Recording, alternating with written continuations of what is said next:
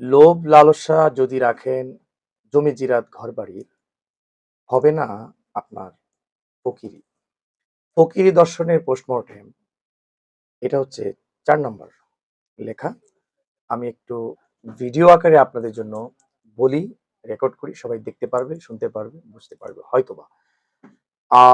আজকের বিষয় হচ্ছে, আমি কদিন আগে মানে ৫ আগস্টের পরে একটা ভিডিওতে দেখেছিলাম যে একজন লাল বসন পরা, বাবরি চুল, এক অগোছালো দাড়ি, অপরিচ্ছন্ন দেখতে লোকটিকে কিছু সাদা কাপড় পরা ভদ্র সমাজের একেবারে আতর গোলাপ মাখা খুব সৌমিন সুন্দর মানুষগুলো তাকে বলছিলেন যে সে কেন মাজারের সামনে শুয়ে আছে এবং সে কেন কাজ করে খায় না, কাজ কেন করে না, সংসার কেন করে না, বা আরো ধর্মকর্ম কেন পালন করেন না। তো উনি উত্তর দিয়েছিলেন যে আমি কাজ করে খেতে পারবো না। খুব সাবলীল উত্তর দিয়েছিলেন যে আমি কাজ করে খেতে পারবো না বা আমি কাজ করব না। হ্যাঁ, আমার আমি তো কোনো অপরাধ করি না, আমি চুরি করি না, পেন্সিল বিক্রি করি না, আমি গাঁজা বিক্রি করি না, আমি এখানে পড়ে থাকি, বিভিন্ন মাজারে আমি থাকি, এটা আমার ইচ্ছা, আমার জীবন, আমার, আমি কোনো অপরাধ করি না, আমি পাইলে খাই, আবার না পাইলে না খাই।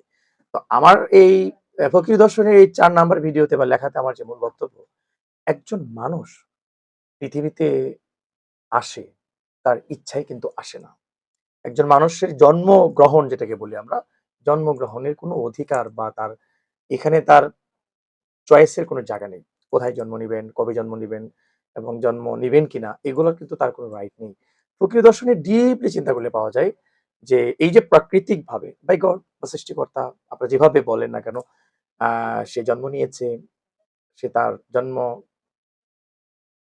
পৃথিবীতে জন্ম হয়েছে একটা পাওয়ার নিয়ে। সবচেয়ে সুপ্রিম পাওয়ার সেটা হলো এই যে তার প্রাণ সবচেয়ে দামি, এই যে তার জীবন সবচেয়ে দামি তার কাছে, আমার কাছে, সবার কাছে। এটা এমনই এক পাওয়ার নিয়ে জন্ম নিয়েছে সে, এই মহামূল্যবান প্রাণ সে চাইলে যেকোনো সময় নাশ করতে পারে। মানে আমি যেটা সহজে বলতে চাই সেটা হচ্ছে একজন ব্যক্তি চাইলে তাকে কেউ বাঁচাতে পারবে না। যদি সে মরে যেতে চায়, যদি সে আত্মহত্যা করতে চায়, প্রাণ নাশ করতে চায়, কেউ তাকে বাঁচাতে পারবে না। সুতরাং আপনি কে? মানে যারা জবরদস্তি জুলুম করতে চায় মানুষের উপরে, তারা কে যে তাকে তার ব্যক্তিগত পথে চলতে দিবে না বা তার মতো করে বাঁচতে দিবে না? Nobody